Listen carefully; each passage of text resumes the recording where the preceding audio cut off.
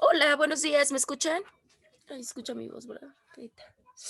Buenos días, por favor. Buenos días. Bueno, vamos a comenzar. Estaba esperando que obviamente ingresaran un poquito más y no comenzáramos sin todos. Recordemos que la sesión pasada, o la primera sesión que teníamos, bueno, partíamos desde cuestiones introductorias, hablábamos acerca obviamente de la lógica, de su propia clasificación y comenzamos a hablar de una parte muy importante que eran las operaciones conceptuadoras. Decíamos que las operaciones conceptuadoras eran todos estos actos que precisamente realizaba el propio hombre o la mente del hombre para poder diferenciar diferentes tipos de conceptos y también poderlos relacionar. Decimos que estas operaciones o dentro de estas operaciones ingresaban la definición, la ordenación, la clasificación, la división y la inordinación. Nosotros, obviamente, por cuestión de tiempo, comenzamos con la primera, que era precisamente la definición. Vimos que era la definición y también vimos su propia clasificación. Y precisamente a raíz o a cuestión de eso, se les quedó precisamente una tarea, ¿sale? Bueno, vamos a comenzar entonces con el ejercicio. Yo les voy a preguntar, obviamente, como me aparezcan, y les voy a ir preguntando un ejemplo de cada una. A ver, la primera que me aparece es Amelia. Amelia, buenos días, ¿me escuchan? Sí, Lick, pero me cuesta mucho hablar. Estás enferma, Amelia. Sí, así es. Ya somos dos. Entonces, vamos a dejar un poquito a Amelia y vamos a seguir entonces. Andrea, ¿me escucha?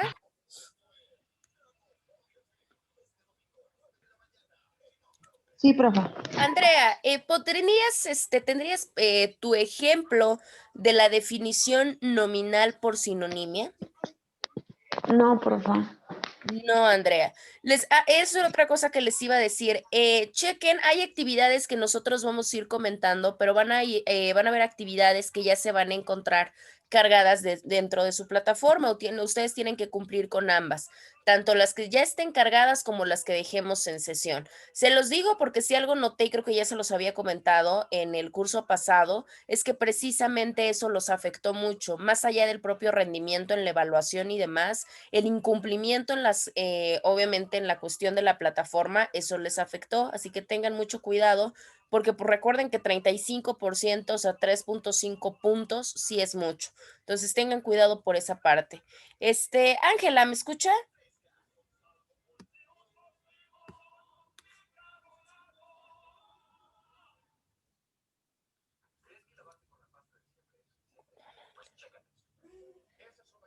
Ángela, no, creo que Ángela no.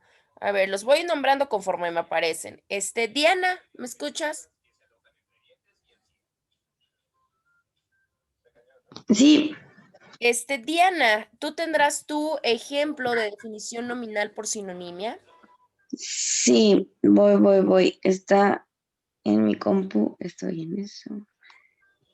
El de sinonimia, ¿verdad? Sí, en lo que ella va preparando su ejemplo, que sería el de por sinonimia, la persona que viene abajo, que sería Ángela, Ángela, ¿tendrás tu ejemplo de definición nominal etimológica? Ya, A ver, dame un segundo, Diana. sí. Ok, listo, Diana. Bueno, de nominal puse, por ejemplo, lo que es la monotonía, Ok, que vendría siendo, bueno, es el único que no entendí muy bien, pero, bueno, o sea, me confundí, que puse que es aburrimiento, igualdad, semejanza, uniformidad. ok. ¿Y cómo lo ocuparías en una frase?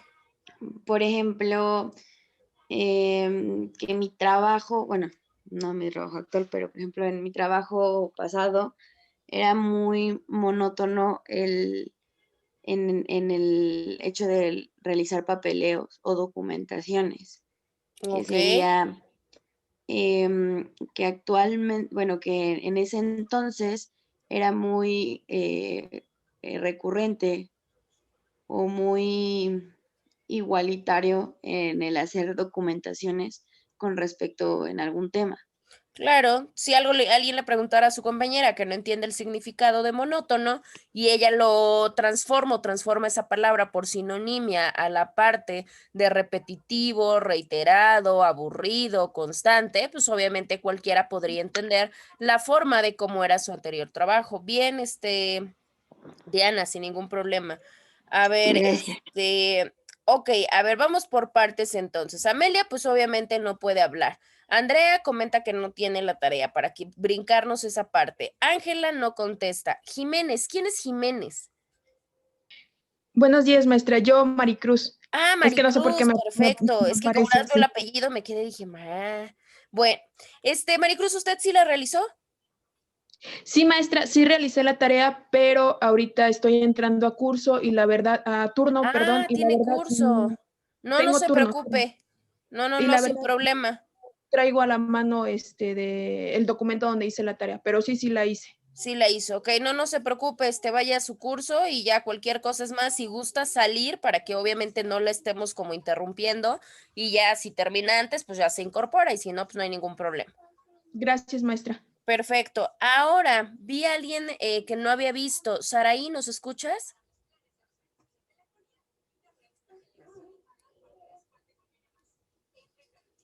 Saraí.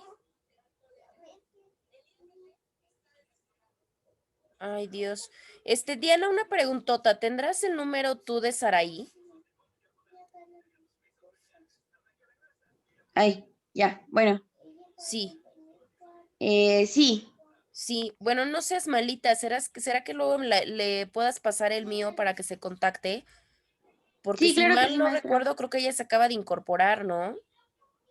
No, de hecho, O le estoy estuvo igual en el confundiendo curso con alguien que pasado. vi con mucha falta.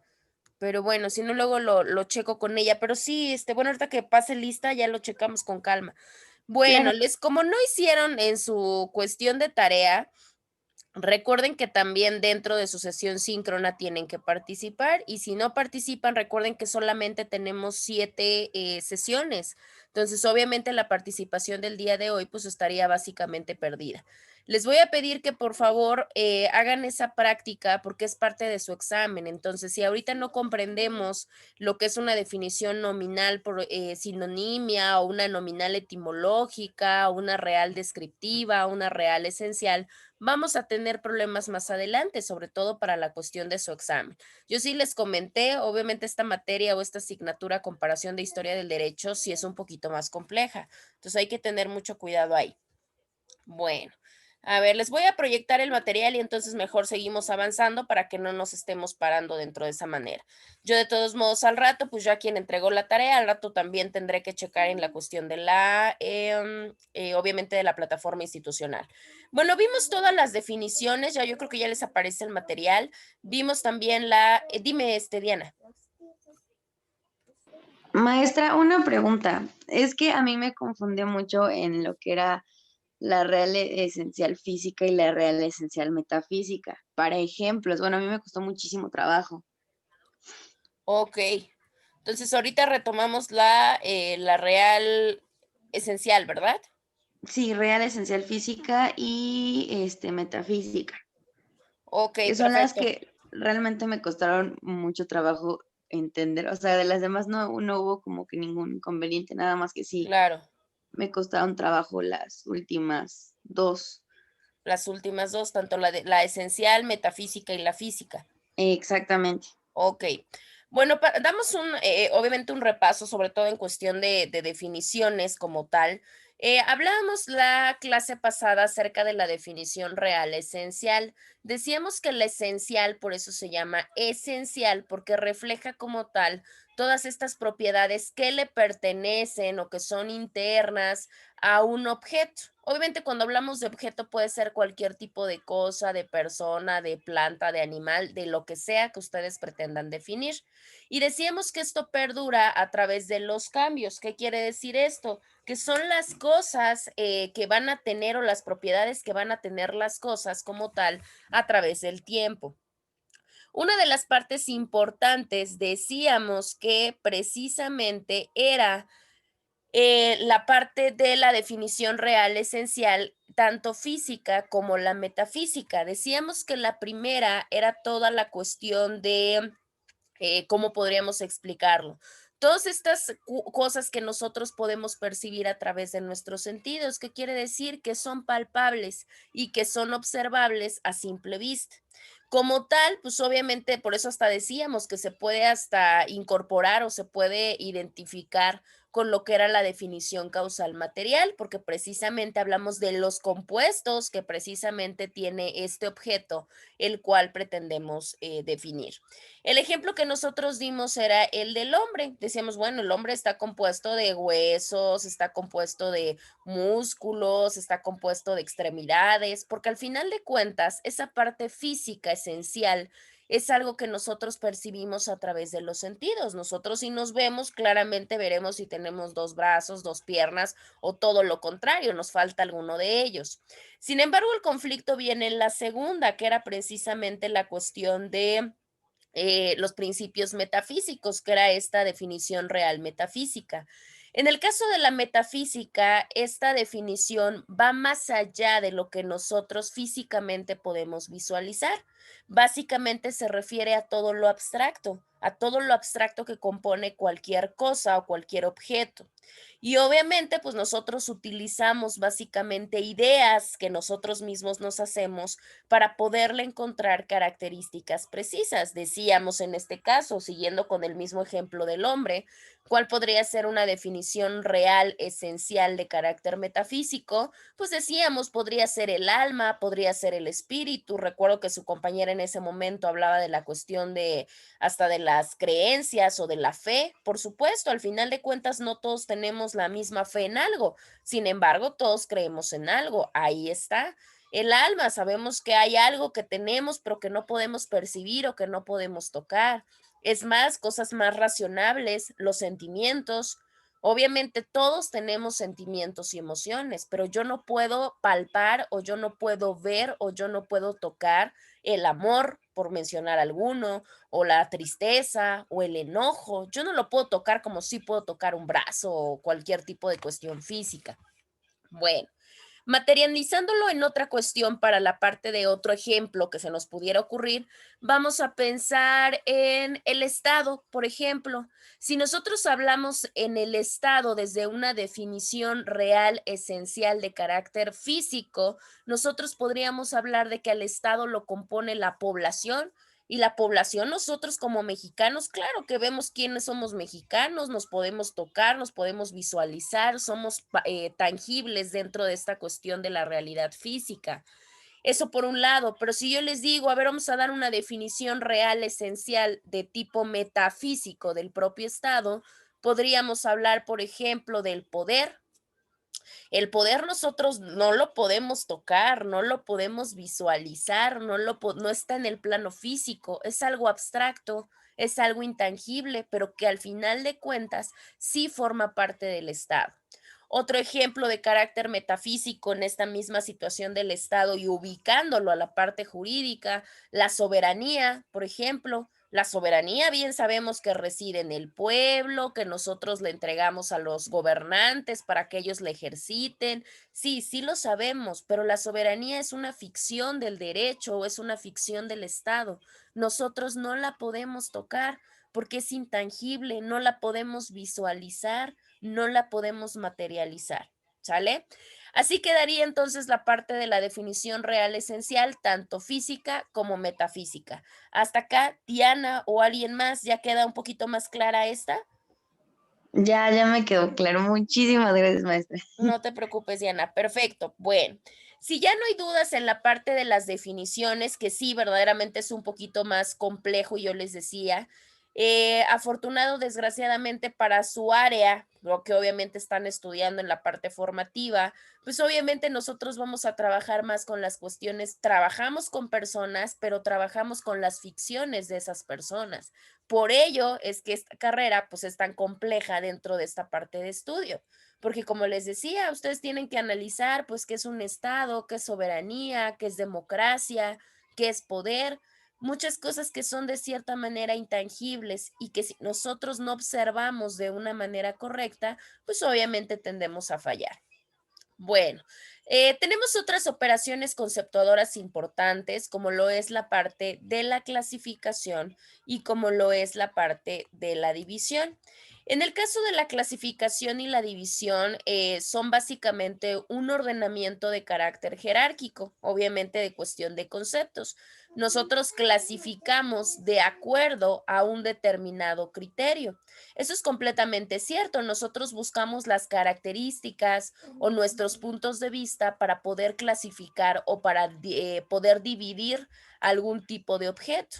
Y gracias a estas operaciones conceptuadoras podemos comprender la parte de los géneros o del género y la parte de las especies. Eso lo hemos hecho desde que somos pequeños. De hecho, eso lo hacemos de manera empírica, de manera reiterada. Es más, dentro de su operación básica, si recordamos o ustedes recuerdan, veían parte de separar el género y la especie. Vamos a pensar en especies animales. Y desde ahí ustedes empezaban con esta parte de poder clasificar y de poder dividir. Y esto era una forma de que su cerebro trabajaba una parte de explicación que nos damos de todo este entorno que nos rodea.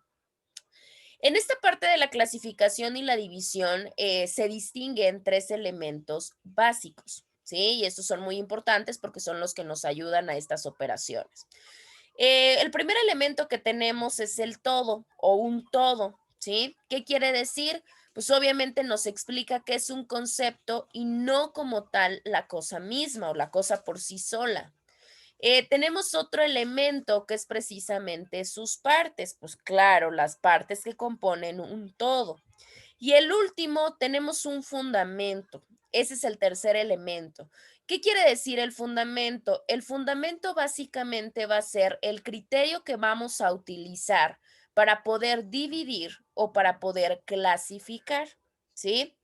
Ahora, si vemos desde este punto, desde esta perspectiva, los propios componentes, tanto uno como otro, o sea, tanto la clasificación como la división, son esta distribución del todo en sus diferentes partes. O si lo vemos de alguna otra manera, a través de esas mismas partes podemos reconocer los diferentes conceptos que se dan de una manera subordinada al género. Recuerden que el género, por eso se llama género, porque es en general, es un todo, y ver qué especies lo componen. Las especies son estas subcategorías que obviamente nos ayudan a poder clasificar y a poder dividir un todo. Bueno, en ese mismo orden de ideas del cual nosotros estamos platicando, tenemos también, al igual que en la definición, tipos de división. Tenemos una división propia y tenemos una división impropia, ¿sí? Ahora, ¿cuál sería la primera en el caso de la propia? En el caso de la división propia es cuando la propia clasificación se va a basar en las propiedades primordiales o básicas o fundamentales de un objeto, por eso se llama propia. Poniendo, ¿no? Vamos a dar como esta parte de ejemplo. Si nosotros clasificamos o hacemos a manera de ejercicio la clasificación de un organismo a partir de todas las estructuras que lo componen, ¿qué es lo que pasaría? Pues estaríamos ante una ordenación propia, ¿sí? Lo mismo, vamos a poner el ejemplo del ser humano. Si nosotros ponemos, vamos a dividir, vamos a hacer una división propia del ser humano. ¿Qué quiere decir? Que vamos a clasificar propiamente sus propiedades fundamentales. ¿Qué quiere decir? Pues en todos sus huesos, en todos sus músculos, en todo su sistema nervioso, en todo este tipo de cosas. Pues ahí estaríamos ante una definición, perdón, ante una división de carácter propio, porque esa clasificación se va atendiendo a las partes o a las propiedades fundamentales de este objeto que nosotros estamos abordando. Pero también tenemos un tipo de división de carácter impropio. En el caso del tipo de división de carácter impropio es cuando se va a tomar como tal un criterio de manera específica. ¿Qué quiere decir? Que este criterio lo que va a abordar es una característica de carácter secundario, ¿sí? ¿Por qué decimos de carácter secundario? Porque aquí estaríamos hablando en el sentido de que a alguien le corresponde más a los intereses, ¿sí? ¿Qué quiere decir? Mi interés, vamos a pensar, es única y exclusivamente hablar del ser humano, pero desde la parte de los órganos que lo componen, nada más.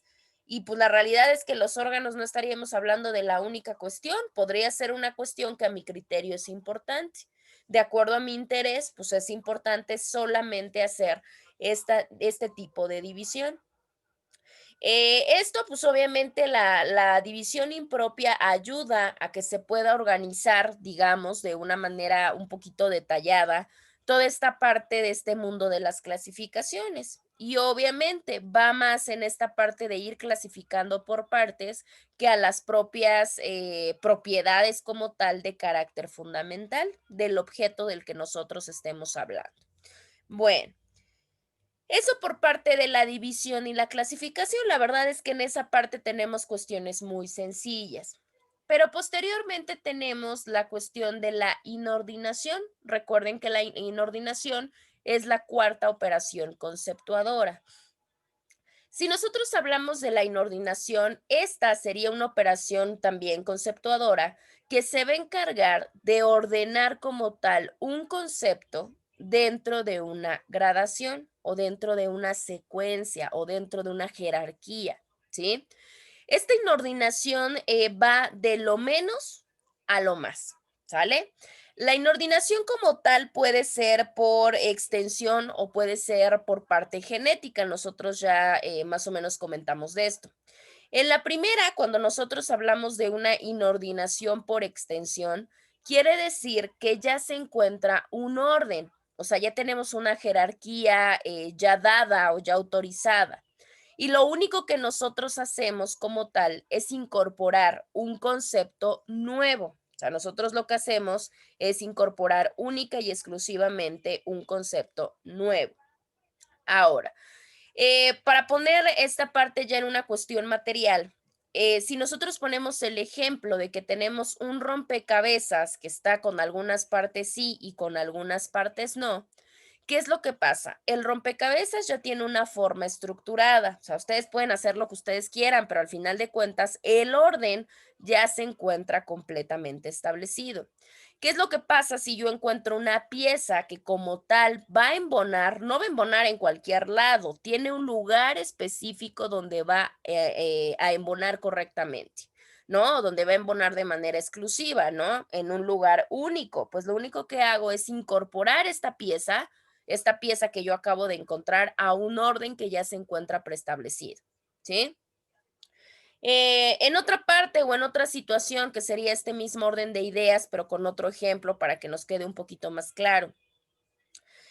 Si tenemos, por ejemplo, que un botánico, vamos a pensar dentro de esta parte, viaja a una selva, específicamente a la selva de Chiapas, donde sabemos que hay una gran diversidad de especies, ¿no? De especies de vegetales, de especies de plantas y demás. Y resulta que ahí él va a encontrar una nueva especie de planta. ¿Qué es lo que va a hacer? No va a crear una nueva jerarquización de plantas. Lo único que va a hacer es que insertar esta nueva que acaba de encontrar a una categoría de la clasificación que él ya tiene o que ya había establecido, ya sea para las plantas, para los vegetales, para las flores, etcétera. Eso por parte de la cuestión de la inordinación por extensión, pero recuerden que también tenemos una extensión de carácter genético. En este caso de la parte de la inordinación de carácter genético o genética, acá lo que se hace es que se ordena, pero de una manera evolutiva, ¿no? Evolutiva los propios conceptos. Y ahí se va a establecer una propia gradación, una gradación de acuerdo al orden que estamos realizando. No solamente lo vamos a incorporar, sino que vamos a establecer una jerarquía o una cuestión de grados, ¿sí? Por poner un ejemplo también, Si se quiere hacer una lista de los delanteros de una primera división, vamos a pensar de la cuestión del fútbol, del más goleador al que menos lo hace, ¿qué es lo que vamos a hacer? No vamos a incorporar a nadie porque va a ser una lista de nueva creación. De acuerdo a los resultados que yo visualice, pues obviamente los voy a ordenar de manera evolutiva. En este caso, del que golea más al que golea menos. Y en ese caso o ante ese supuesto estaríamos hablando de una inordinación genética, ¿sí? Pregunto, ¿hasta acá tenemos alguna duda o alguna pregunta? No. ¿No? Bueno, como no asentaré y cuesta un poquito más de trabajo que la puedan realizar, ahorita vamos a tener, ¿qué les parece si unos 5 minutos? A ver, 1, 2, 3, 4, 2, 4, 6, 8. No, vamos a tener 9 minutos para que puedan realizar solamente un ejemplo de división propia, un ejemplo de división impropia, uno de inordinación por extensión y uno por inordinación genética, ¿sale? Solamente esos 4 ejemplos y ahorita los platicamos, ¿sí? No se salgan ni nada, dejen aperturada igual su sesión, nada más ahí mismo, pues obviamente comiencen a realizar sus ejercicios, ¿sí?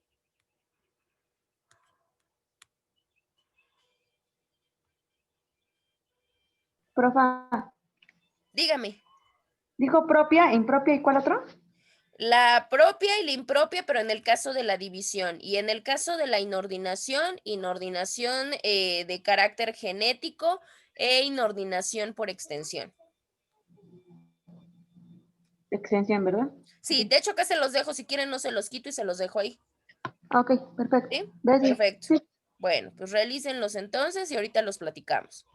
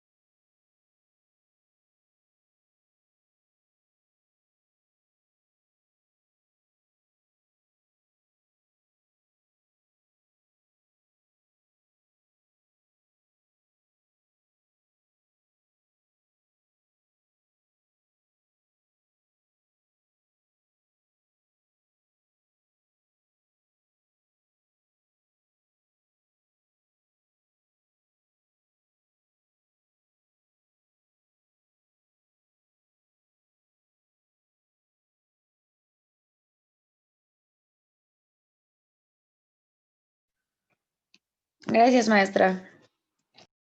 No te preocupes, Diana, sin problema.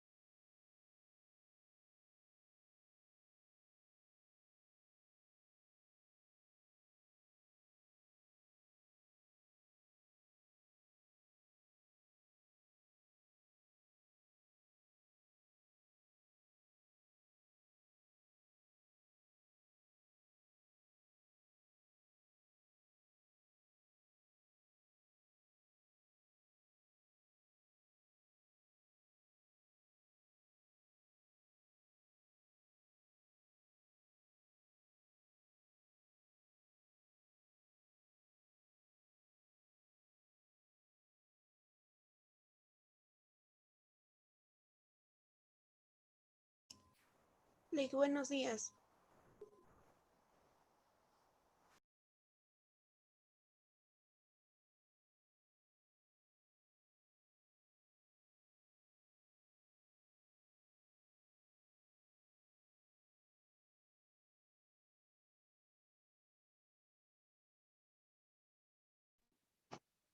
Maestra,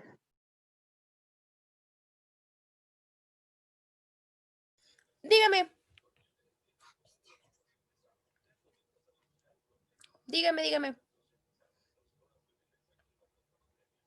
Lick, buenos días, perdón. ¿Qué, me podría dar una breve así explicación de qué es lo que tenemos que hacer? Me dicen que hay que hacer como unos trabajos.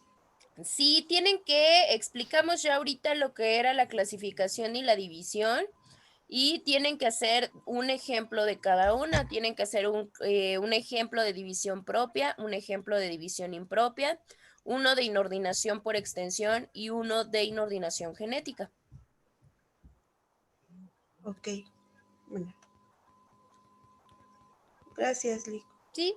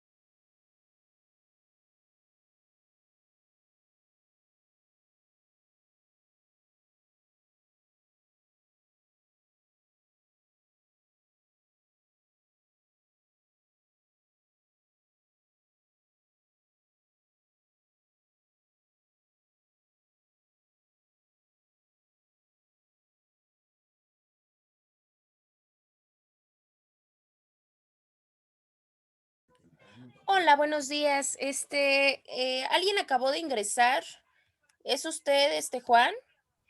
Sí, buenos días, Lick. Soy Ah, yo. buenos días, Juan, perfecto. Entonces sí, ya vio que se toma aquí en el aula 42. Sí, Nada más le comento rapidísimo, bueno, a ver si le da tiempo, porque nada más quedan 2, 3 minutos. Si no, le voy a pedir que revise lo que llevamos de la sesión para que pueda realizar su ejercicio. Ahorita están realizando sus compañeros en un periodo de 10 minutos un ejercicio acerca de los temas de clasificación y división. En este caso están haciendo un ejemplo de división propia, división impropia, al igual que inordinación de carácter por extensión y inordinación genética. Entonces, obviamente yo creo que a usted ya no le va a dar tiempo, pero bueno, para que visualice su sesión y los pueda poner en práctica. Sí, sí, claro. Ok, Sí, no se preocupe. gracias.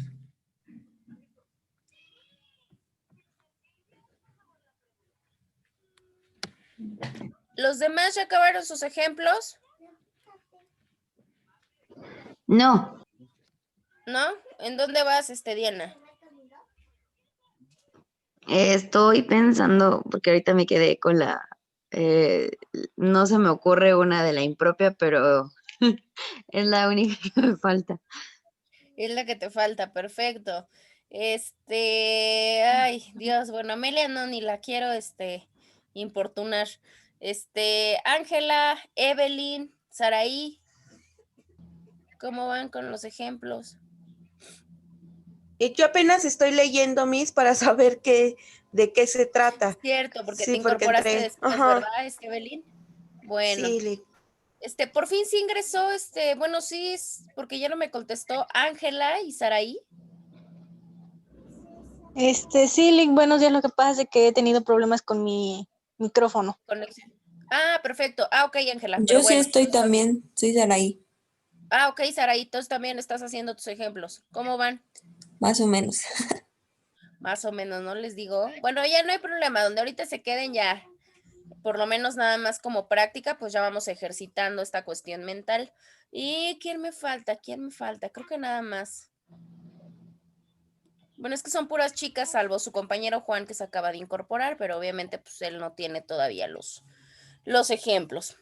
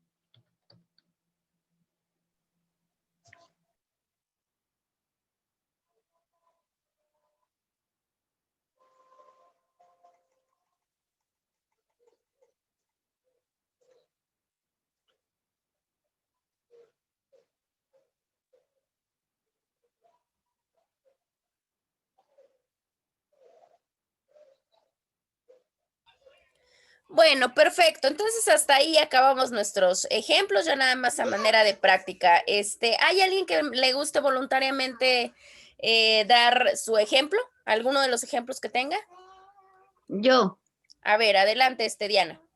por ejemplo, en el de la propia puse que es el hueso Ok. y puse lo que es su composición química, que tiene un porcentaje de agua, un porcentaje igual de minerales como fosfato y carbonato de calcio, y la materia orgánica, que es la principalmente lo que es el colágeno y las proteínas que lo hacen a todo eso un hueso como tal.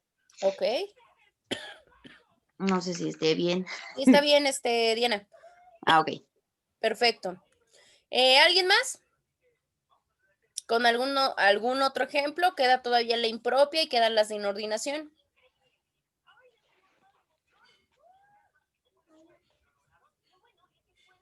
¿No? Conste, 0 y van 2. Luego no quiero quejas, muchachos. Bueno, vamos a pasar a nuestro siguiente tema, que es precisamente las leyes del pensamiento. Igual aquí hay que tener un poquito de cuidado porque Las leyes del pensamiento se pueden confundir, sobre todo hay un par de leyes que se pueden confundir, entonces hay que poner mucha atención porque más no es tan ejemplificativo como lo anterior. Entonces, obviamente tenemos que poner mucha atención acá. En el caso de las leyes del pensamiento tenemos uno, que es el primero, que es algo que se llama el principio de identidad. En el caso del principio de identidad, el autor Moro nos dice que precisamente todo sujeto puede ser predicado de sí mismo, ¿sale? Así se manifiesta lo que es el principio de identidad. Igual tenemos en el caso de Maynes, otro autor que nos dice que el juicio que afirma la identidad de un objeto consigo mismo es necesariamente verdadero. Pues claro, la identidad, si nosotros nos ponemos a visualizarlo de manera personal, pues nuestra identidad es completamente verdadera y obviamente es completamente diferente a la de cada uno, por eso se llama identidad, porque es algo que nos identifica.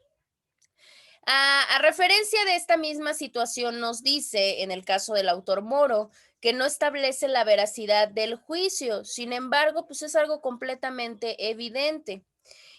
Aun cuando los términos propiamente de estos autores en consideración son diferentes, semánticamente o dentro de la propia englobación del concepto son exactamente los mismos. Vamos por partes. Como tal, ¿cómo podrían ustedes definir lo que es la identidad? Como usted decía, profa, que nuestra manera de ser, como por decir, nuestro carácter es como verdaderamente de nosotros. Exactamente, al final de cuentas son rasgos o son características que nos hacen diferentes propiamente a los otros o a cualquier otro tipo de objeto. Entonces, estamos hablando de una operación conceptuadora. A nosotros nos ayuda también, porque está muy relacionado con ese tema, una de las leyes del pensamiento más importante a través de las cuales nosotros hacemos esta parte del proceso cognitivo es precisamente a través de estos principios. Y son leyes. ¿Por qué son leyes? Porque así son y porque son irrefutables y se tiene que seguir o nuestro propio pensamiento las sigue. Entre eso, a cualquier objeto que nosotros tengamos, ustedes piensen en el objeto que quieran y lo primero que manifestamos es buscar este principio de identidad. ¿Qué quiere decir? Este conjunto de características o de rasgos que lo hace diferentes, completamente diferentes a cualquier otro tipo de objeto, que obviamente lo hace que sea o que tenga su propia identidad. A eso se refiere ese propio principio. ¿Hablaron? ¿Alguien habló? Sí, yo, profa, Andrea. Una Adelante. pregunta o un ejemplo. O sea que podríamos decir que los seres humanos somos iguales porque somos seres humanos, pero somos diferentes porque nuestro carácter es diferente. Exactamente, podría ser el carácter de todos o nuestro temperamento, pues es completamente diferentes. Y Nuestro eso que pensamiento. pues nos hace tener una identidad propia, que tenemos características especiales y que no compartimos con nadie más. Eso es completamente una forma de pensar. Si nosotros lo vemos más allá en una cuestión jurídica o si lo vemos más allá en una cuestión específica, podríamos hablar, por ejemplo, de corrientes como la monarquía. La monarquía, a raíz, si nosotros pensamos en ella bajo una ley de pensamiento, respetando este principio de identidad, tendríamos que buscar las características que lo hace una forma de gobierno completamente diferente a la aristocracia, a la democracia, al absolutismo, por ejemplo. Y obviamente nosotros tendríamos que buscar las características que lo hacen diferente. Un ejemplo, pues que son regidas básicamente por una sola persona que detenta o que ostenta el poder. En este caso, pues claramente un rey o claramente un monarca. Con eso ya tendríamos nosotros marcado el principio de identidad, porque al final de cuentas, este principio de identidad de cualquier tipo de objeto o de cualquier tipo de concepto, pues es como tal verdadero, por lo menos a la vista y a la manera que el propio juicio lo afirma como tal. Y nos dice que todo sujeto puede ser predicado de sí mismo. Pues claro, porque lo que yo soy y lo que yo hago tiene que ir en relación a lo que soy como tal o a lo que he sido desde un principio. No puede variar porque si varía, entonces ya no tendríamos un principio de identidad. Y esto lo hemos visualizado mucho en cuestiones tanto jurídicas como políticas. No podemos hablar, vamos a pensar de un comunismo. por ejemplo, por poner un ejemplo.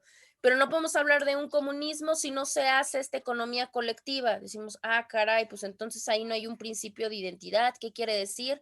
Que el sujeto no va con el predicado. ¿Qué quiere decir? Que las características no las comparte con el objeto que yo estoy como tal manifestando.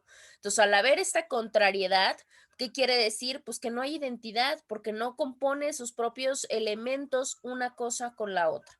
Y como tal, pues obviamente queda descartada y va perdiendo veracidad. De ahí que por eso los dos autores difieren, porque uno dice, bueno, o sea, sí puede haber principio de identidad para mí, pero eso no quiere decir que como tal lo que yo esté diciendo, lo que yo esté afirmando, sea verdadero. Y es lo que hemos visto reflejado muchas veces. Bueno, eso por parte del principio de identidad. De esto no se preocupen, de esto no se les va a quedar ejemplos. Tenemos también dentro de las leyes del pensamiento otro principio, que es el principio de la no contradicción. En el caso del principio de la no contradicción, el mismo autor del que comentábamos hace un momento nos dice que este principio básicamente consiste en que de dos juicios, y aquí hay que poner mucha atención, tenemos dos juicios.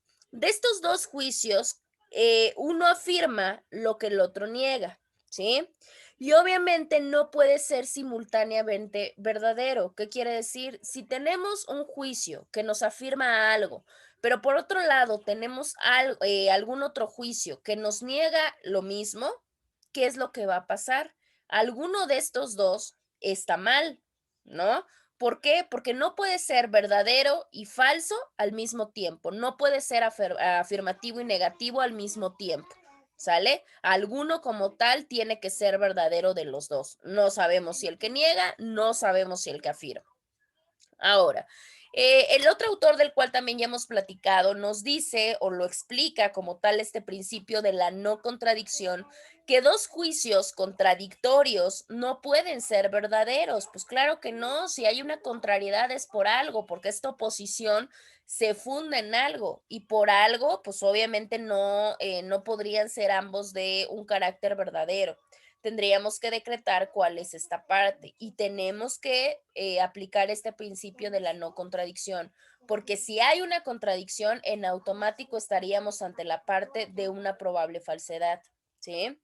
Ahora, de esta propia definición del principio que estamos nosotros platicando, podríamos inferir que como tal, uno de los dos juicios pues es de carácter falso, ¿no? Por eso se contradicen. Si nosotros lo ubicamos dentro del campo de la lógica general, esta ausencia de contradicción o esta concordancia que pueda haber entre los pensamientos que se están vertiendo en ese momento, es la base de la verdadera lógica. Recordemos, y en algún momento lo platicamos, si mal no recuerdo la sesión pasada, una de las cuestiones importantes de la aplicación de la propia lógica es que nosotros podamos encontrar la verdad y obviamente encontramos la verdad a través de estos mecanismos, de estos procesos de pensamiento y de esta aplicación de raciocinio, ¿no? Y lo vamos trabajando y lo vamos visualizando a través de muchas cuestiones. Bueno. Pues precisamente para que se pueda dar la base de toda la lógica como tal de carácter verdadero, se tiene que seguir el principio de la no contradicción, porque si hay contradicción de pensamientos, en automático estaríamos ante un juicio de carácter falso, ¿sale? Y eso es lo importante, saber diferenciar cuál sí y cuál no. Bueno. El tercer principio que tenemos es el principio del tercio excluso, o también lo pueden encontrar como el principio del tercero excluido, dependiendo los autores, las temporalidades, los países y demás. En el caso de Moro nos dice que este principio tiene que ver con la parte de que entre dos juicios que son de carácter contradictorio, o sea, dos juicios que como tal ya están contradichos, no se da un término medio, ¿sí? O sea, no puede ser algo, a ver, hay algo que es verdadero, pero hay algo que es falso. Y yo digo, bueno, pues es que puede que sí sea verdadero y puede que sí sea medio falso. No, no puede haber, o es uno o es otro. En el caso de Maynes nos dice o nos explica el principio del tercero excluido, que dos juicios contradictorios no pueden ser ambos falsos. Pues claro, pues obviamente tiene que haber una verdad y tiene que haber una mentira como tal, o una verdad y una falsedad. Las definiciones como tal, si nos podemos percatar, tanto la de Maynes como la de Moro, son definiciones no opuestas, más bien son definiciones que se encuentran estrechamente relacionadas y que también se complementan una con la otra. Porque en el caso de la propia definición del autor Moro, nos dice lo que en el caso de la de Maynes nos rinde de una manera implícita, o sea, de una manera que probablemente nosotros no denotemos a primera vista. En la vertiente, pues que solo uno de los dos juicios puede ser verdadero.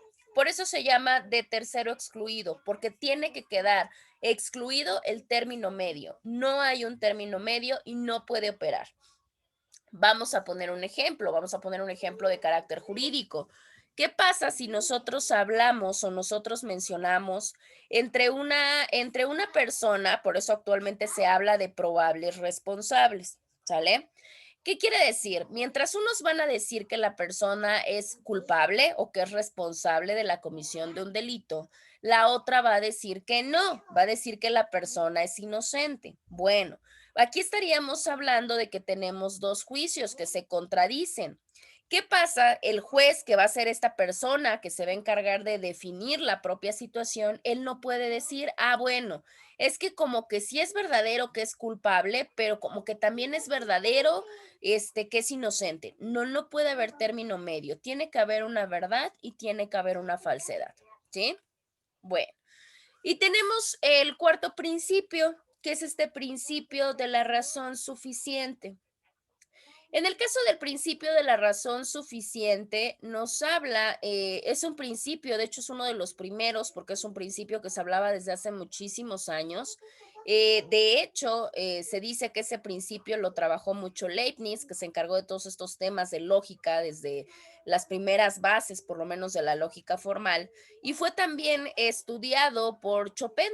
En el caso de Chopin también era un estudioso que se encargaba de toda esta parte filosófica, pero ya aplicada a la cuestión lógica.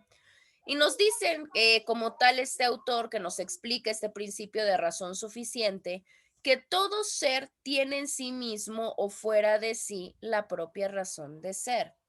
¿Qué quiere decir con esta formulación? Esta formulación tiene que ver con una cuestión ontológica. Recordemos que la ontología nos habla precisamente de esta cuestión del ser.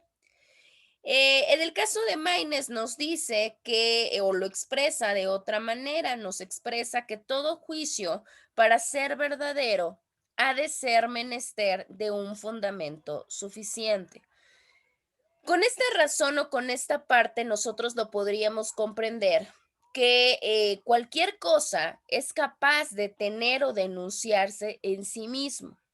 Y esta razón, con lo simple y sencillo que él diga, va a ser completamente suficiente. ¿Por qué? Porque va a bastar por sí sola para servir de apoyo completo al enunciado que se está afirmando, ¿sí?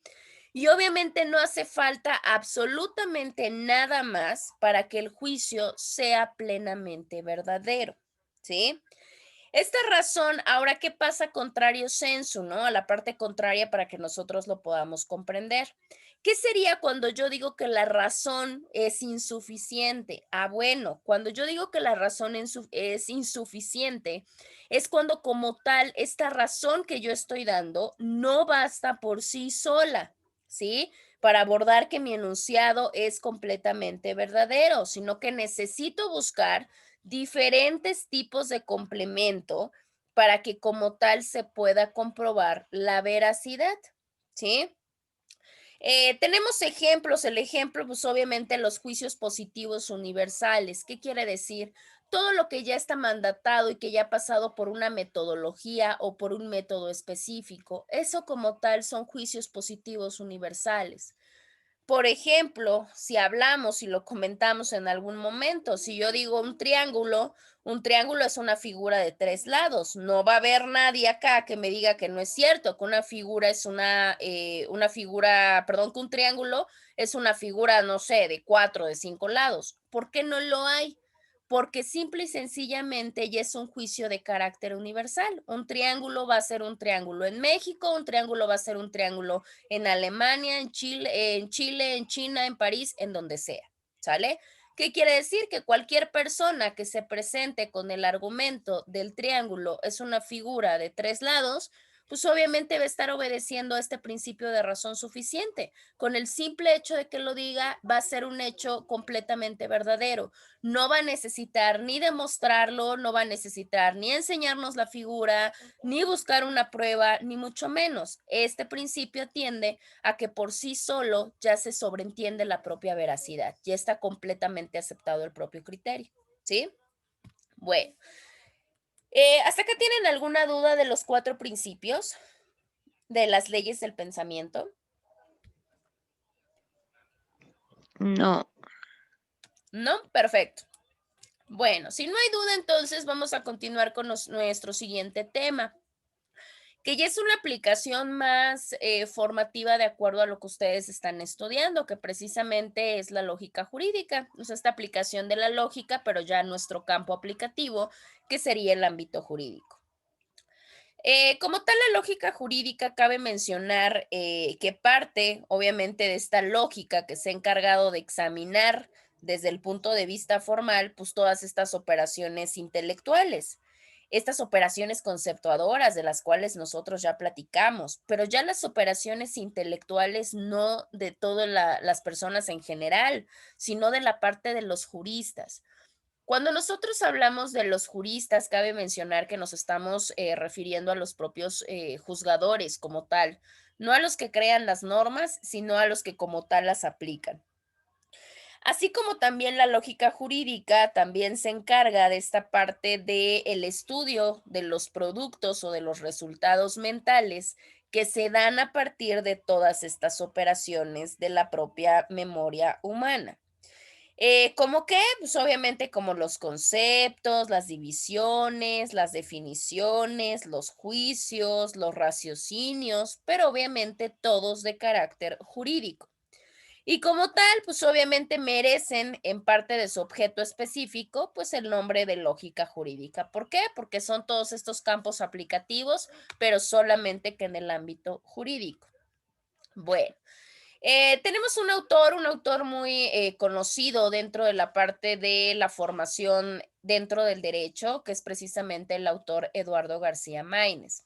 En el caso de Eduardo García Maínez nos habla o nos dice dentro de este famoso libro, dentro de esta famosa obra, que precisamente es la introducción a la lógica jurídica, pues obviamente nos explica y nos aborda diferentes cuestiones de la ciencia jurídica y de cómo se ha visto reflejado a través o desde los escritos del autor Bentham hasta la fecha, pues obviamente cómo nosotros lo aplicamos en nuestra vida diaria, pero nuestra vida diaria obviamente de manera profesional. Como tal nos dice que es importante percatarse de que no se trata como tal de una aplicación al campo del derecho. ¿Por qué? Pues porque obviamente estamos hablando de leyes supremas de la lógica pura. Pues claro, el hecho de que sea jurídica no quiere decir que tenga que alejarme o que tenga que apartarme de los principios y de las bases que me da como tal la lógica pura. Como tal, pues obviamente se refiere a estos juicios que nos van a afirmar o que nos van a negar algo, que nos van a hablar acerca de si algo es verdadero o si algo es falso. Esto van a ser algunos de los juicios, ¿no? Y obviamente en estos juicios pues entra la parte de la lógica jurídica. Mientras en tanto, pues la lógica pura tiene que ver con la parte de la cuestión de la lógica aplicada dentro de las cuestiones generales. Lo único que nosotros vamos a hacer es cambiarlo a la aplicación del ámbito, de acuerdo obviamente a la utilidad que nosotros podamos darle. Y podremos decir, bueno, pero ¿de qué me serviría aplicar la lógica dentro del campo jurídico? ¿Qué quiere decir? Pues aprender de lógica jurídica. Pues la verdad es que es mucho, porque no solamente con ello puedo aprender a ver la verdad o la falsedad de algo, sino que también tenemos que o podemos llegar a aplicar cierto tipo de principios que tienen que ver con las normas. para saber o no, en su defecto, que se afirme o que se niegue si alguna norma es válida o en su defecto es inválida de aplicación. Y con ello, pues obviamente ya tendríamos que aplicar esta parte del deber jurídico, saber que realmente sí se puede hacer dentro de nuestro campo y qué es lo que no se puede hacer como tal. Bueno, para que nosotros hablemos de esta lógica jurídica, para que nosotros sepamos si una norma es inválida, si es válida, si algo es verdadero, si algo es falso dentro de nuestro ámbito jurídico, lo tenemos que hacer utilizando diferentes tipos de herramientas, ¿sí? Mecanismos auxiliares para poderlo hacer, porque pues no tiene mucho caso que yo sepa de lógica o de lógica jurídica si no soy capaz de aplicarlo al ámbito jurídico. Bueno, pues una de las herramientas que son más utilizables en todas las ciencias, y obviamente el derecho no podía ser la excepción, es la parte del método científico, ¿sí? Yo creo que ustedes ya en algún momento lo han de haber abordado, lo han de haber trabajado, no sé, me imagino que desde la preparatoria, en donde aprendemos como tal que es un método científico y cómo lo podemos aplicar a diferentes tipos de ciencias. Para que nosotros comprendamos propiamente qué es el método científico, para empezar tendríamos que denominar o determinar qué es la ciencia, ¿sí?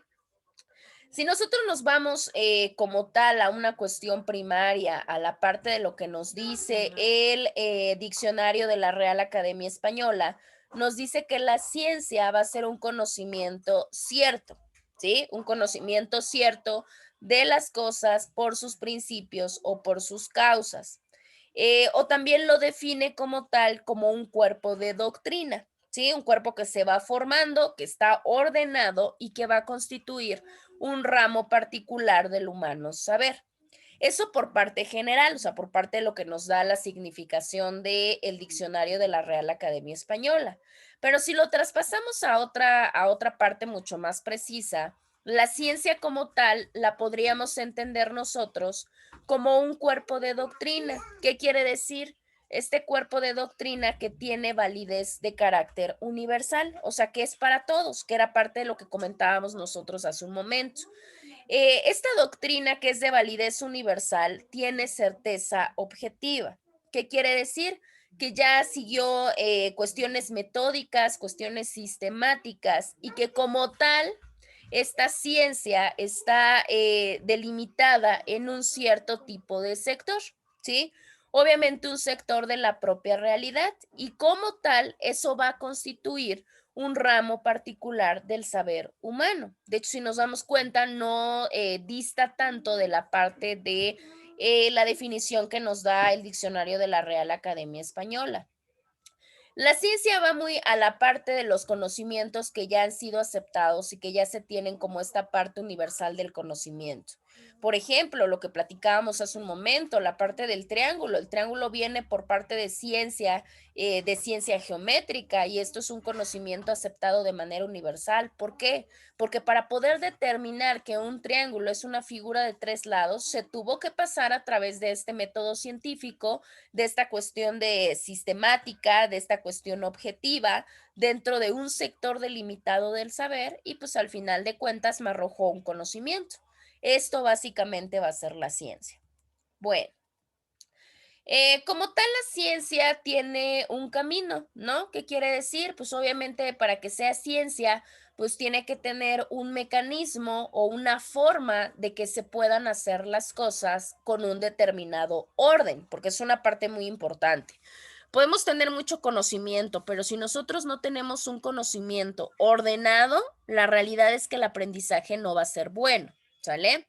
Es lo mismo, ¿qué pasa si nosotros primero hubiéramos visto acerca de la lógica jurídica sin previamente haber visto que era la lógica normal o que era una ley de pensamiento o entender que era una operación conceptuadora? Si hubiéramos iniciado de esa manera, pues claramente no hubiéramos podido comprender. Lo mismo pasa con la cuestión de la ciencia. Decir que la ciencia como tal sí se pone un tipo o una forma de poder hacer las cosas, pero llevando de acuerdo un orden. Y este orden sirve precisamente, o este camino es básicamente un procedimiento para que se pueda encontrar la verdad, que era algo que ya hemos venido platicando desde antes. Y no solamente basta con tener la verdad o con llegar a través de este camino a la comprensión de la verdad, sino que también es muy importante la parte de enseñarla. Y eso es uno de los objetivos básicos del método científico, descubrir la verdad y poderla enseñar. Un método que podrá ser analítico como tal, que también ya lo comentamos de alguna manera, sí procede descomponiendo o pasando del todo, que también ya vimos esta parte del todo, a las partes. Pero también podemos estar hablando de un método que sea sintético. ¿Qué quiere decir? Que no aprendamos o que no lleguemos a la verdad a través de esta cuestión de descomposición, sino al revés, dentro de una parte de composición.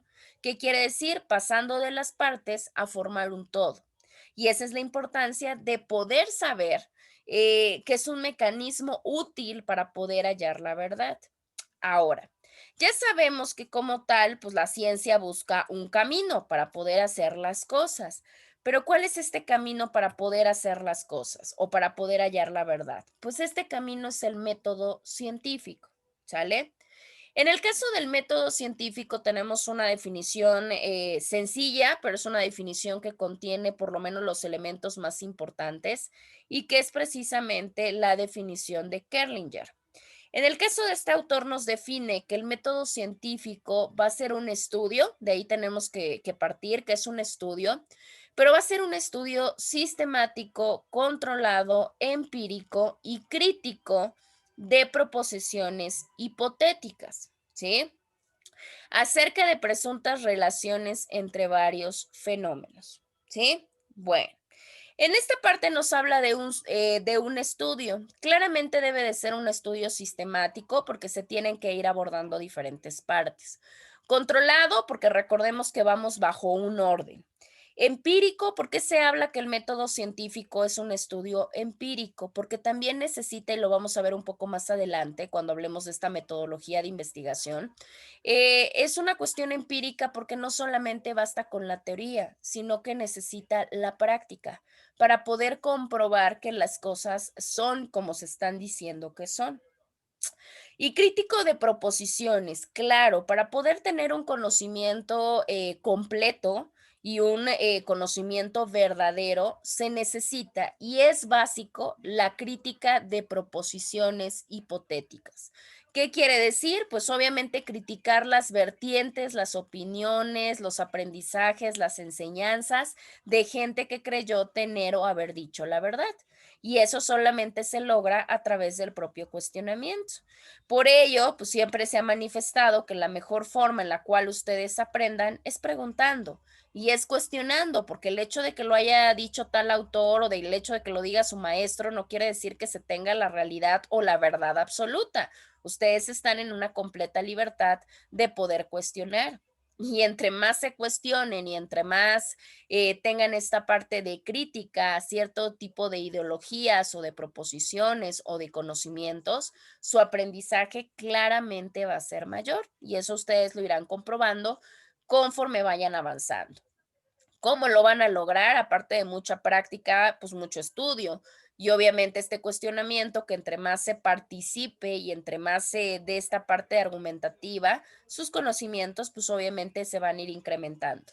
Y no solamente un conocimiento como tal académico, sino también el desarrollo de otro tipo de destrezas, como lo es el análisis, la síntesis y demás que nosotros vamos a ir comentando, ¿sí?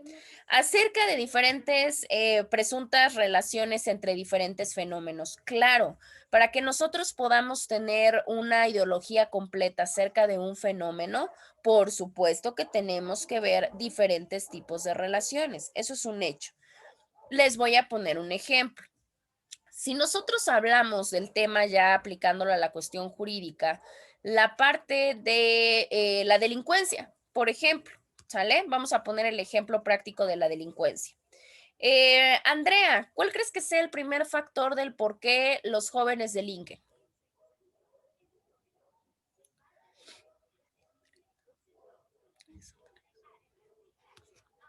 Profe, es que no me entendí que el primer, ¿qué? Perdón. Ajá, un fenómeno, bueno, el fenómeno sería la delincuencia.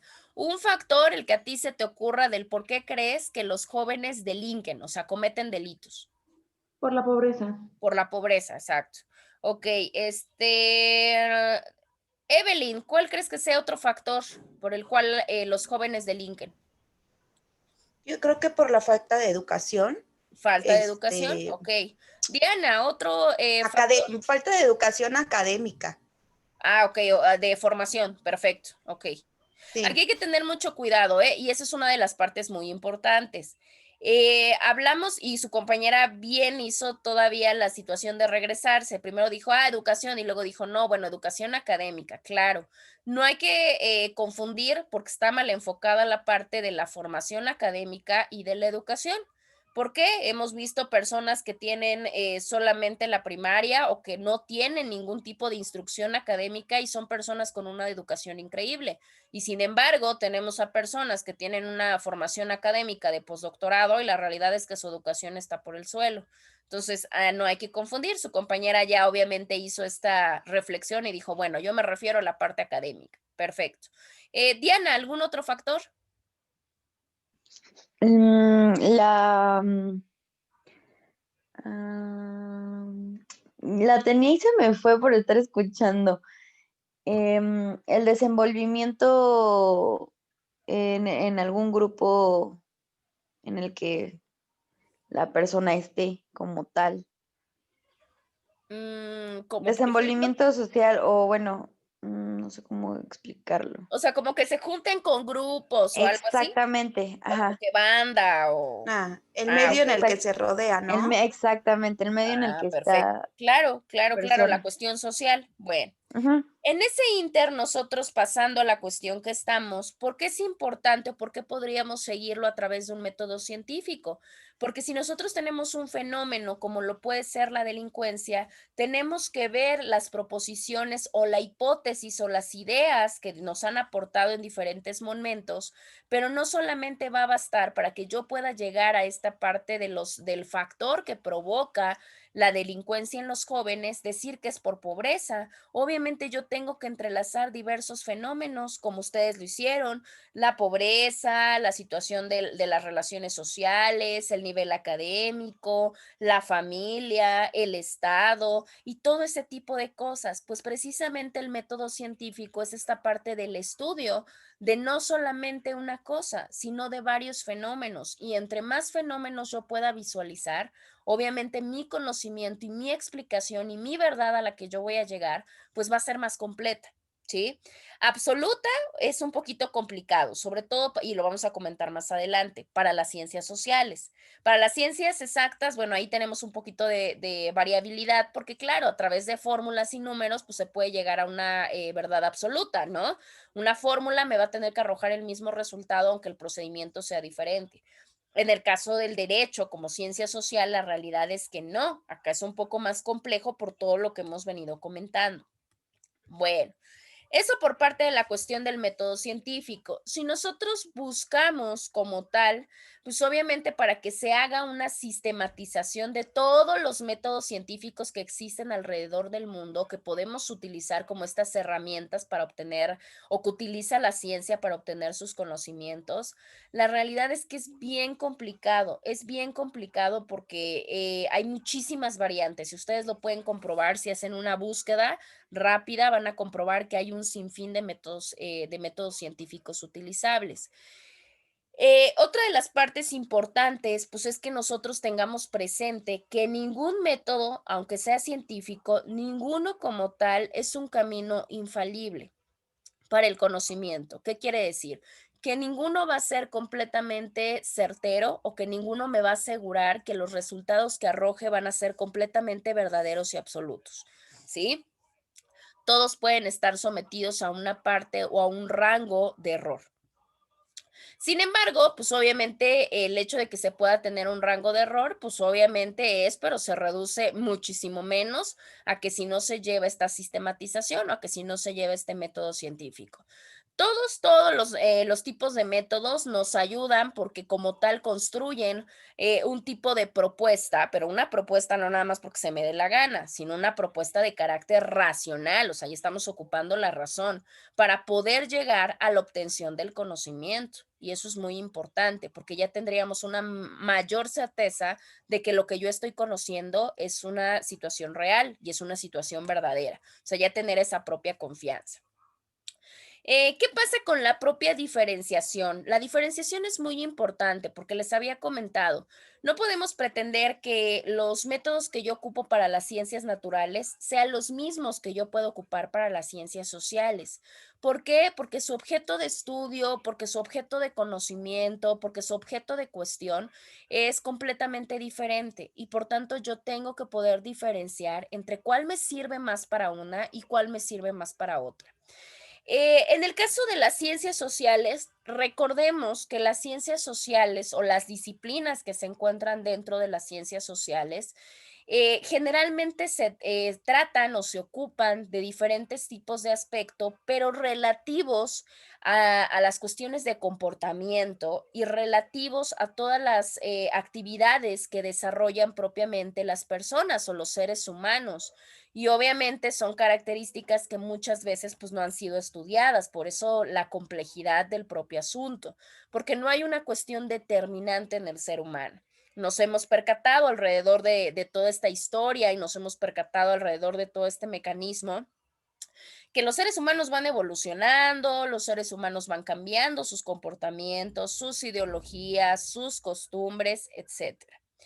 Y en el caso de las ciencias naturales, por otro lado, en el caso de las ciencias naturales, pues ellos tienen por objeto como tal la propia naturaleza. ¿Qué quiere decir? Que abordan o tratan aspectos establecidos o aspectos físicos que ya se encuentran propiamente determinados, no obviamente los aspectos humanos. Por tanto, no porque las ciencias naturales sean fáciles, pero sin embargo, pues obviamente la estructura de su propio conocimiento, pues tienen un régimen pues más establecido y más determinado y determinante.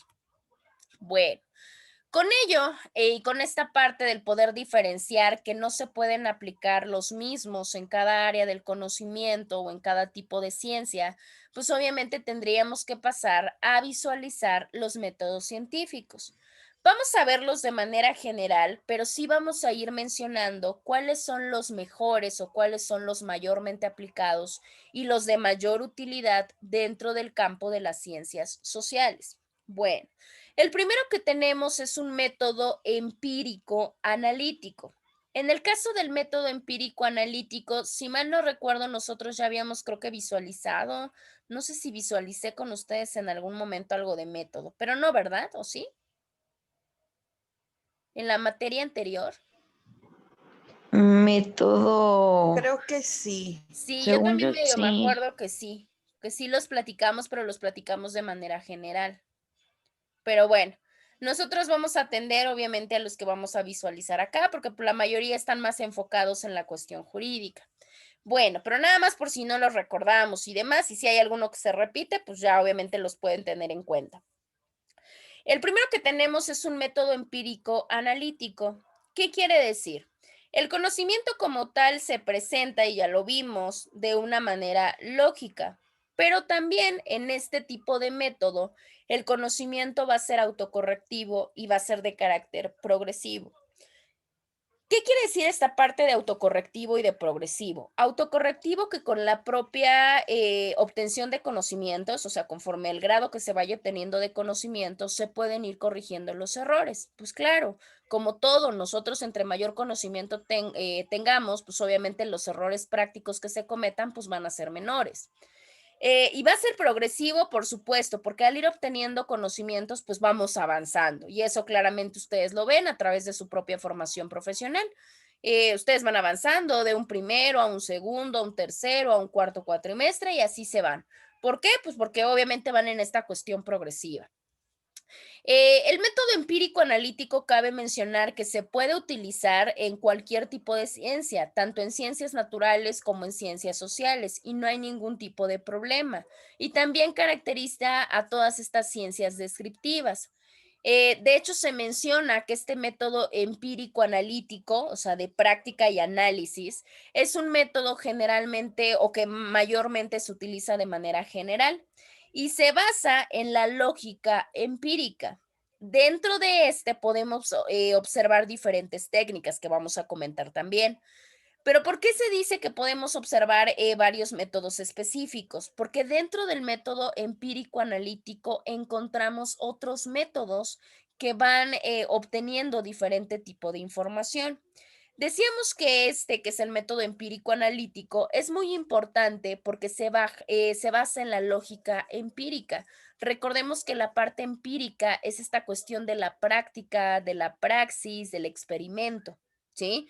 Y obviamente, pues por eso se hace tan bueno. Yo puedo saber mucho, pero si no lo practico, pues va a estar un poquito complicado.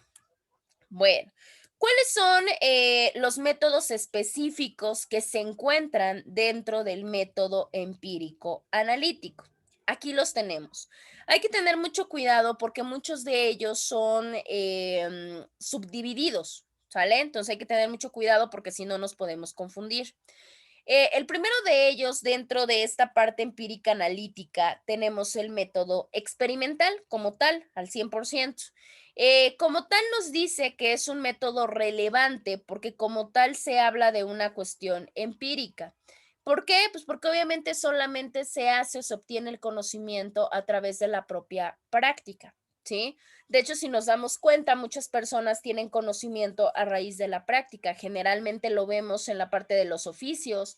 A ellos no les dan notas, ni les dan apuntes, ni les pasan diapositivas, ni mucho menos. Ahí cómo aprenden, pues aprenden practicando y haciéndolo y a la prueba error. ¿Qué quiere decir? Practico, practico. Obviamente yo sé que la primera no va a salir, pero con la práctica yo sé que completamente se me va a terminar desarrollando la habilidad, pues es un método básicamente experimental.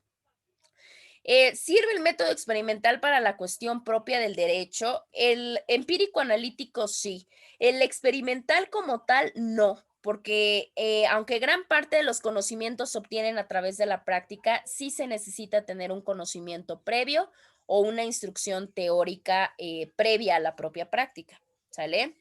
Ahora, en el caso del método o dentro del método experimental, también tenemos uno que contiene este mismo y es precisamente el método hipotético deductivo, ¿sí?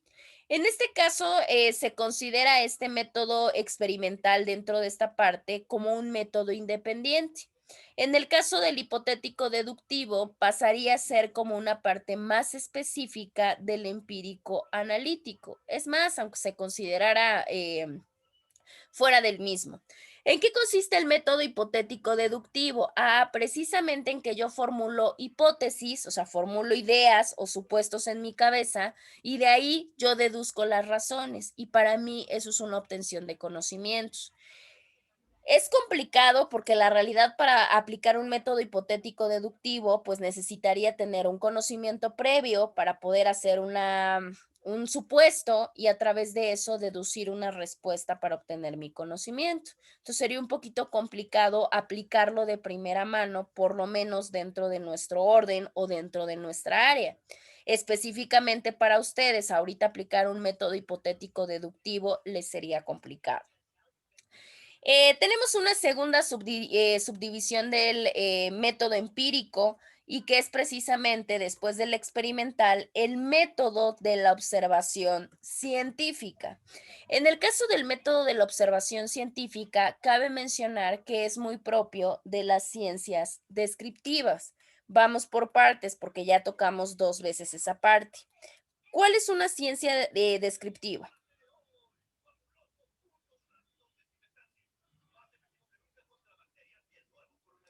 ¿La hemos escuchado o las hemos escuchado en algún momento? Obviamente, cuando decimos descriptiva, pues cabe mencionar que tiene que ver con la parte del describir, pero no el describir cualidades, más bien va por la parte de las cuestiones probabilísticas. ¿Qué quiere decir? La parte de las estadísticas, ¿sí? ¿Qué quiere decir? Que yo puedo predecir algún tipo de comportamiento o algún tipo de fenómeno o algún tipo de resultado, pero a través de una cuestión estadística. Eso lo hemos visto siempre. De hecho, en el caso del derecho sí puede ser aplicada la parte de la estadística. ¿Qué quiere decir? La parte de la ciencia descriptiva. Y a través de yo observar propiamente lo que me arrojan las estadísticas, yo puedo describir un fenómeno. Vamos a poner un ejemplo. Suponiendo que tenemos precisamente la duda o yo quiero obtener el conocimiento acerca de la edad en que mayormente delinquen las mujeres, vamos a pensar.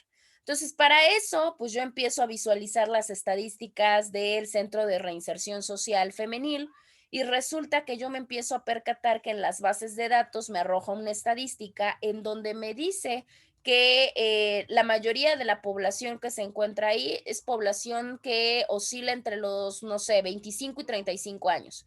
Un 70% es entre los 20 y los 35, un 15 entre los, no sé, entre los 40 y los 50 y un 10 entre los 60 y los 70. Vamos a pensar. ¿Qué quiere decir? A raíz de ahí, yo ya puedo obtener mi conocimiento a través de esta observación científica, a través de esta estadística. Yo sí puedo obtener el conocimiento para saber en qué momento o a qué edad las mujeres delinquen más en Puebla. ¿Sí? ¿Me explico? Bueno, eso por parte de la observación científica. En el caso del otro método que también pertenece a esta cuestión empírica analítica, encontramos el método de la medición. En el caso del método de la medición, surge como tal un sistema o una cuestión compleja, pero de carácter tanto empírico como estadístico. ¿Qué quiere decir? Aquí hay que tener cuidado, no nos confundamos con el método de la observación científica. En el de la observación yo solamente visualicé las estadísticas. En el de la medición yo salgo a obtener esta cuestión, por eso es empírico estadístico. ¿Sale? Vamos a pensar que yo en lugar de visualizar las propias estadísticas, yo agarre y me vaya al Centro de Reinserción Femenil y les vaya preguntando a las diferentes reclusas la edad a la cual delinquieron como tal, ¿sí? Entonces, obviamente ahí distaría o cambiaría un poco la situación. Bueno, tenemos duda del primero, que es el método empírico analítico en sus tres métodos que lo componen. No. ¿No? Perfecto. Bueno, yo no. Ok, bueno, sí, ahora sí que el que calla otorga. Entonces, el Rafa. caso de Andrea, a ver, dime, Andrea. Por ejemplo, en el método de la medición, que decía de empírico estadístico, es como lo que hace el INEGI. Sí, podría ser. Pues es que O en sea, el caso de lo que hace el INEGI, pues sí va más con la parte de la medición. ¿Por qué? Porque él es el que se encarga de recopilar la información. Y en este caso, nosotros que podemos obtener información del INEGI para X o Y función, nosotros estaríamos ya solamente aplicando el de observación científica, porque nosotros no recabamos la información. Entonces sí, podría ser un buen ejemplo del método de la medición, lo que desarrolla el INEGI cuando va y nos encuesta casa por casa, haciéndonos diferentes tipos de pregunta de carácter socioeconómico. Sí, verdaderamente, Andrea. Ok, gracias. Perfecto. Bueno, vamos a pasar al siguiente método. El siguiente método, después de este que ya manejamos, que es el empírico analítico, es el método hermenéutico, ¿sí? En el caso del método hermenéutico, es aquel que se va a aplicar a través del estudio de los textos, ¿sí? O sea, ¿qué quiere decir? Que yo voy a obtener este conocimiento a través de la coherencia que tienen los textos, que tiene la filología, que tiene la exégesis hasta de los propios libros sagrados y el estudio, la coherencia de las normas o de los principios. ¿Qué quiere decir? Que yo me voy a remontar a toda esta información que está plasmada o que está escrita dentro desde los orígenes de lo que yo quiera abordar, del tema que yo quiera abordar. Vamos a pensar, ¿qué tal si yo quiero investigar acerca de los orígenes de la delincuencia? ¿Lo podría analizar a través de un método hermenéutico? Pues claro, porque yo me puedo ir desde el estudio de la Biblia, por ejemplo, desde la parte de la ley del talión, desde las leyes de las 7 tablas, y me puedo seguir y seguir y seguir estudiando de una manera coherente todo lo que contienen los textos. Eso sería un método hermenéutico. Esto lo vemos pues en materias, de hecho si lo quieren aplicar a una cuestión formativa, pues lo vemos en materias que son formativas desde las cuestiones pasadas, como la que llevamos nosotros, una parte de estudio de la historia del derecho mexicano, pues nos tuvimos que remontar desde las culturas prehispánicas, obviamente lo que nos mandataban los textos y la doctrina desde hace muchísimo tiempo para poder obtener conocimiento. Ese es el método o la aplicación de un método hermenéutico. Tenemos también otro método que es precisamente el método dialéctico. En el caso del método dialéctico es cuando se aprende o como tal se considera los fenómenos de diferente carácter, ya sea histórico, ya sea social, en una cuestión de continuo movimiento. Y recordemos que esta cuestión del método dialéctico nos dio origen a algo que nosotros conocemos como materialismo histórico. Y esa fue una de las partes más importantes para la obtención del conocimiento. ¿Qué quiere decir? Pues obviamente yo puedo visualizar cómo ha influido todos los fenómenos que hemos pasado, tanto de carácter histórico como de carácter social, y este continuo movimiento para que yo pueda obtener conocimientos. ¿Se aplica dentro del campo de las ciencias sociales, específicamente dentro del derecho? Claro que sí, pues por eso llevamos derecho romano, por eso llevamos historia del derecho, por eso llevamos tal vez sistemas jurídicos contemporáneos. ¿Por qué? Porque al final de cuentas vemos la influencia y este continuo cambio de las cuestiones históricas y de las cuestiones sociales para ser lo que somos y para estar como estamos. Tenemos otro método que es el método fenomenológico. En este caso, este método tiene que ver con una parte de un conocimiento acumulado o de un conocimiento acumulativo. En este caso, este conocimiento no es tan autocorrectivo, ¿sí? ¿Se acuerdan que hablábamos que el empírico analítico sí lo era?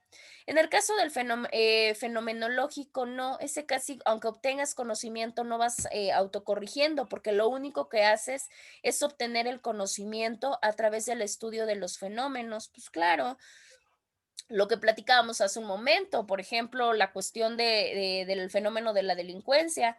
Pues claro, la realidad es que yo puedo estar estudiando el fenómeno de la delincuencia desde los años 50, 60, 70, 80 y así, y al final de cuentas lo único que hago es acumular conocimiento de todos estos fenómenos a través del tiempo, pero la realidad es que no voy a corregir absolutamente nada, ¿sale? Y el otro es el método histórico. El método histórico está vinculado a diferentes etapas o a todas las etapas que como tal componen el conocimiento de cualquier cosa. Cuando hablamos del método histórico, no única y exclusivamente hablamos de la historia como tal, sino hablamos de todo lo que compone alguna cosa o algún fenómeno y que va teniendo una sucesión cronológica. Cabe mencionar también que mediante este método histórico, lo que se va estudiando o lo que se va analizando, porque más allá que estudiarlo es analizarlo, es precisamente la trayectoria de una teoría, ¿sí? Y obviamente, pues también se va dando para que se puedan condicionar a todos los diferentes periodos que nos van ocurriendo a través de la historia. Acá hay que tener cuidado, no hay que confundir un método histórico con un método hermenéutico. El hermenéutico como tal se va a la parte primordial o a lo que da origen, ¿sí? A lo primero.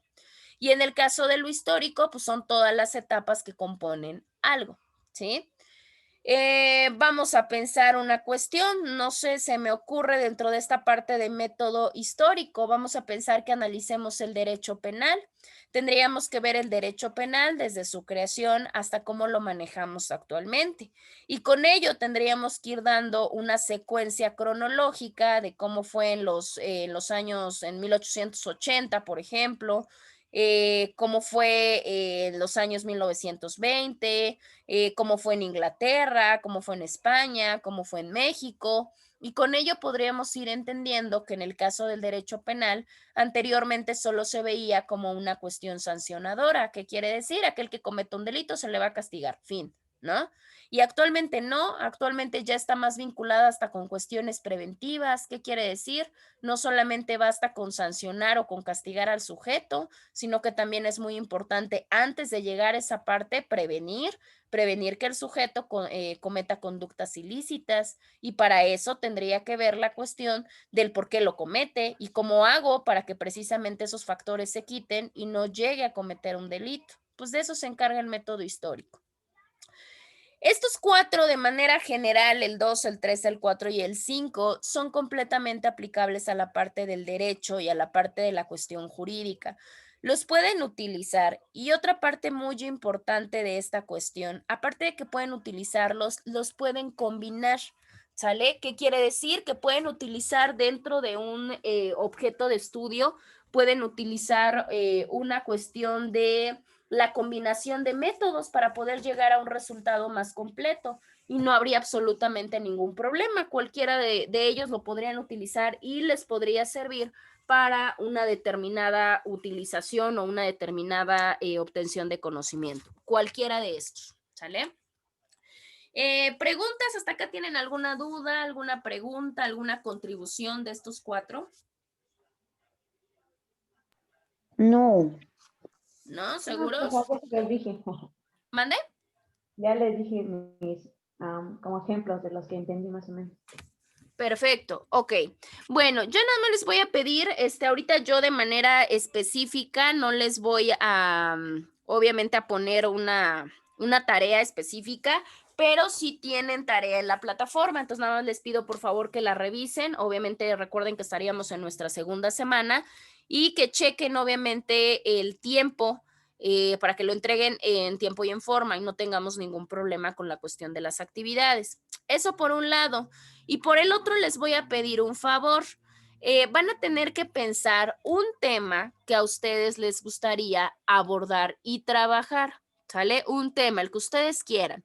Obviamente tiene que estar relacionado con el derecho, cualquier rama, puede ser civil, penal, mercantil, el tema que a ustedes les llame la atención, no hay ningún problema.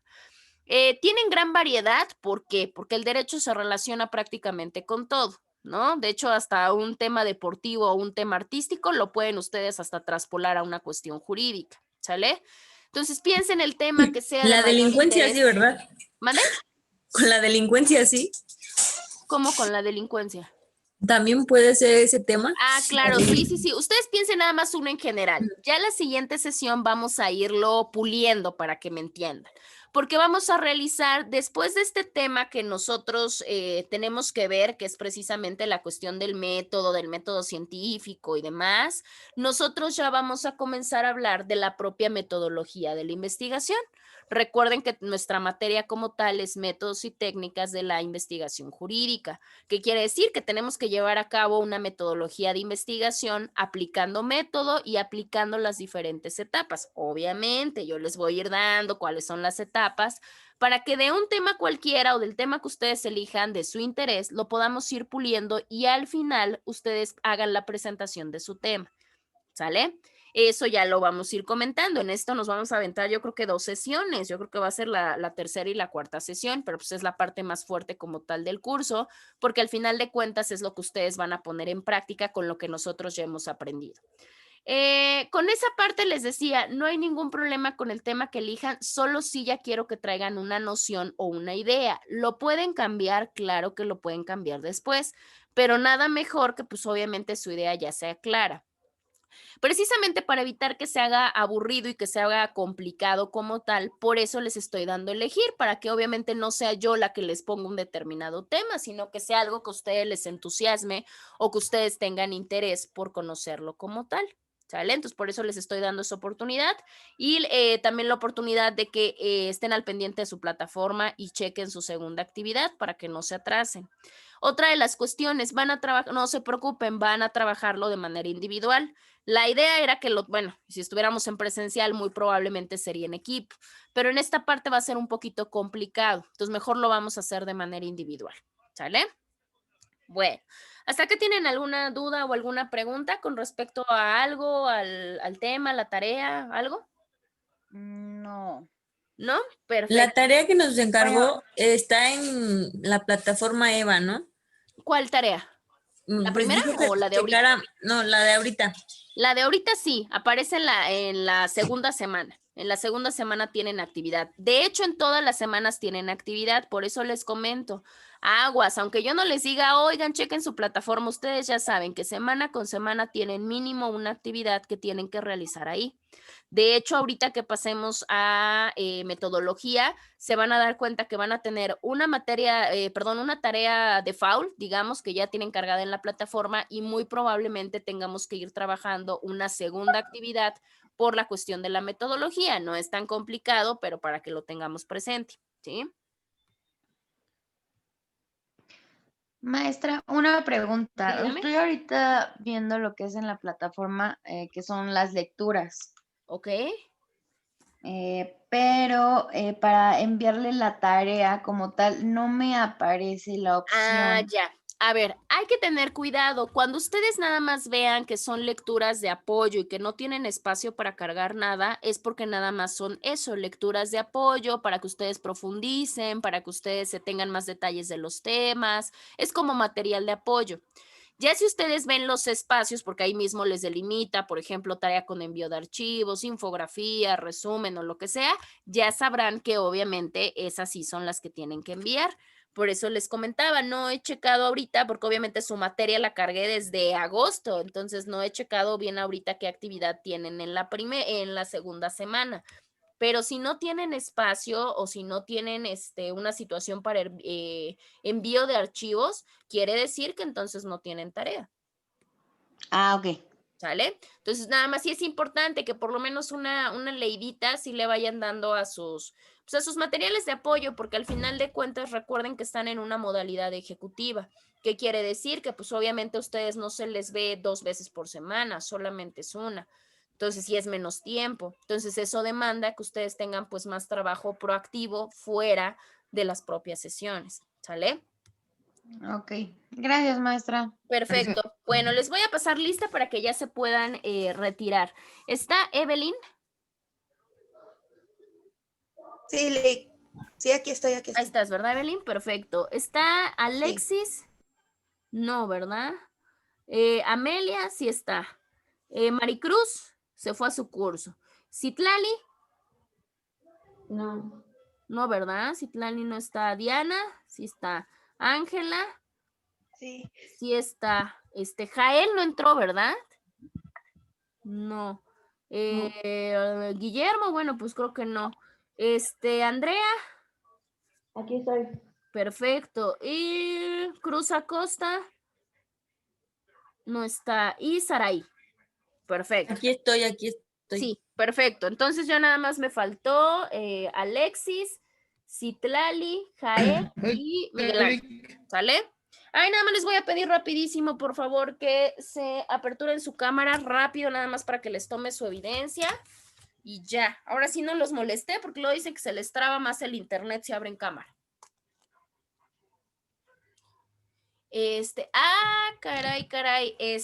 Juan, usted no me aparece, ¿verdad? Creo que usted está en otra lista. Es lo que le iba a comentar. No aparezco en la plataforma, no sé si me la podía activar. Sí, ahorita checo, déjeme, ya tengo su nombre completo. Déjeme checar y ahorita luego lo busco para anexarlo. ¿Sí? Y ya nada más usted sí me entrega su primera y su Ok, segunda muchas actividad, aunque sea destiempo. Me le estoy tomando la evidencia. Gracias. Perfecto, entonces así le hacemos, ¿les parece? Ya ahorita ya no me falta nadie, todos están en plataforma, ¿no? Si mal no recuerdo. Sí. Perfecto. Bueno, pues cuídense mucho, que tengan bonito fin de semana. Igual, adiós. Hasta luego. Igual, gracias.